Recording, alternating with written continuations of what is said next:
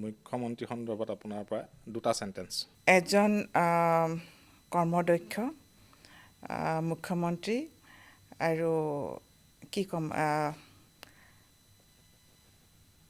মানৱীয়তা থকা এটা যন্ত্ৰ মানে যন্ত্ৰ নিচিনাকৈ কাম কৰিছে কিন্তু বুকুত লৈ ফুৰিছে মানৱীয়তা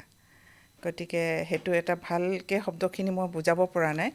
মানৱতাবাদ বুকুত লৈ ঘূৰি ফুৰা এগৰাকী যন্ত্ৰ এটা যন্ত্ৰ হিমন্ত বিশ্ব শৰ্মাৰ সন্দৰ্ভত এনেধৰণৰ মন্তব্য মই আগতে শুনা নাই